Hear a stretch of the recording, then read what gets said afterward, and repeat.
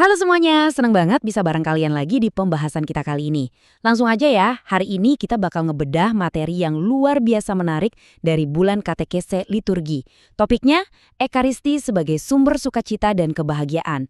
Kita bakal lihat gimana perayaan yang udah setua ini ternyata punya makna yang super relevan dan segar banget buat kehidupan kita sekarang. Nah, mari kita jujur-jujuran sebentar. Pernah nggak sih ngerasa misa itu, cuma sekedar rutinitas wajib mingguan?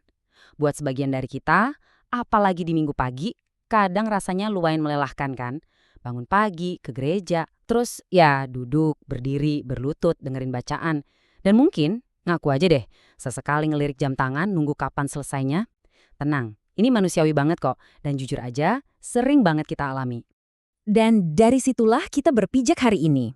Kita lagi melihat dokumen khusus dari bulan katekese liturgi, tepatnya di hari ketiga. Yang bikin seru, teks ini nggak cuma ngasih teori atau aturan yang kaku loh.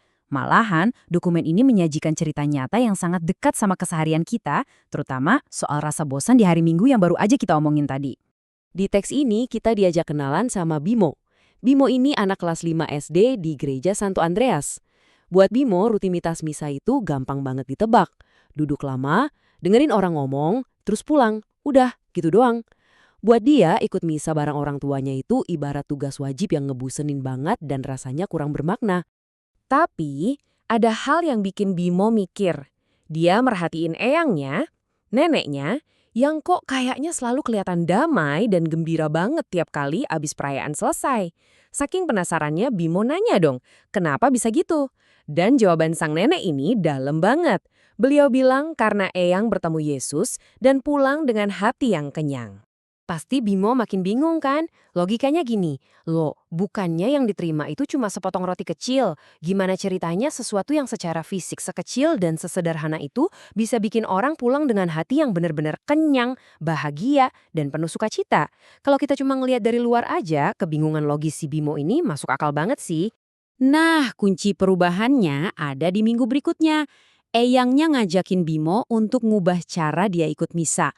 Mereka sengaja milih duduk lebih depan. Bimo juga didorong supaya nggak pasif lagi. Dia mulai ikut perayaan dengan sungguh-sungguh. Dia benar-benar dengerin sabda, nyatuin hati dalam doa, dan nyanyi dengan penuh kesadaran. Intinya, dia mulai hadir seutuhnya di sana. Sampailah mereka di momen puncak perayaan, momen konsekrasi. Waktu imam ngucapin kata-kata sakral, ambillah dan makanlah, inilah tubuhku. Teksnya nyatet kalau Bimo mulai merhatiin dengan jauh lebih dalam. Ini bukan lagi sekedar suara latar atau teks hafalan buat dia. Bimo ngerasain ada sesuatu yang benar-benar hidup di momen itu. Dan seketika, pandangan lamanya soal misa yang cuma kewajiban mingguan dan duduk berlama-lama langsung bergeser total. Waktu dia ngelihat umat maju nerima komuni dengan penuh hormat, dia mulai bisa ngerasain atmosfer gereja yang ternyata sehangat dan sedamai itu. Disitulah Bimo sadar, oh, ternyata ini perjumpaan yang benar-benar nyata. Bagian 1. Makna sejati dari Ekaristi.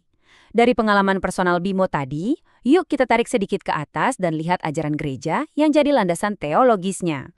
Disinilah kita ketemu sama salah satu doktrin paling kuat dan terkenal dari Konsili Vatikan II.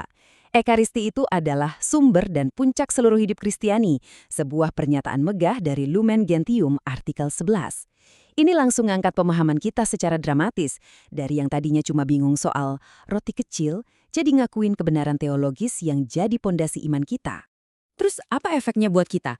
Berdasarkan teks katekese kita ini, ada rahmat-rahmat transformatif yang mengalir dari sana. Ekaristi itu meneguhkan iman kita, memperdalam persatuan spiritual kita sama Tuhan, dan di saat yang sama, ngebentuk serta mempererat persekutuan kita sebagai gereja. Jadi, efeknya ini jauh melampaui sensasi emosional yang cuma numpang lewat. Poin krusial yang mau ditegesin dokumen ini adalah Ekaristi itu sama sekali bukan rutinitas yang sekedar diulang-ulang. Ini tuh momen perjumpaan yang tulus dan benar-benar nyata dengan Kristus yang hadir buat nguatin kita. Sukacita yang dirasain eyang Bimo dan yang akhirnya dirasain juga sama Bimo itu murni buah langsung dari pertemuan dengan Kristus itu sendiri. Biar makin mantap landasannya, coba kita intip gimana gereja menjabarkan kehadiran nyata ini secara spesifik. Kalau kita lihat Katekismus pasal 1374, kehadiran Kristus dalam sakramen Maha Kudus itu mencakup 4 komponen fundamental: tubuh, darah, jiwa, dan keilahiannya. Ini ajaran padat yang bikin sakramen ini begitu berdaya dan penuh kehidupan. Karena Kristus hadir secara utuh dan nyata di situ, makanya Ekaristi bisa jadi sumber kebahagiaan sejati. Kenapa demikian? Ya karena di momen itulah Tuhan memuaskan kerinduan terdalam manusia. Kita semua kan pada dasarnya terus nyari kasih sayang, nyari makna, dan nyari harapan dalam hidup kan? Nah, perjumpaan inilah yang menjawab kebutuhan spiritual paling dasar kita itu. Bagian 2, diutus membawa sukacita. Pengalaman yang luar biasa tadi pastinya nggak boleh cuma dibiarin terkunci di dalam gedung gereja, tapi harus terhubung langsung sama realitas dunia luar. Harus ada pergerakan luar biasa, dari altar menuju dinamika kehidupan kita sehari-hari. Sukacita dan damai yang udah Anda terima selama misa itu dirancang buat jadi terang. Itu dimaksudkan buat jadi kekuatan nyata yang Anda bawa keluar. Ke rutinitas kerja, ke sekolah, ke tengah dinamika keluarga, dan buat ngadepin segala tantangan yang ada. Yang pada akhirnya membawa kita ke satu pertanyaan penutup yang sangat menggugah. Gimana caranya Anda bakal ngebawa damai dari altar itu ke dalam dinamika hidup Anda sehari-hari? Saya pengen Anda mikirin hal ini sejenak. Mulai sekarang, yuk ubah rutinitas hari Minggu Anda dari yang sekedar kewajiban pasif jadi bahan bakar yang benar-benar hidup buat minggu yang akan datang.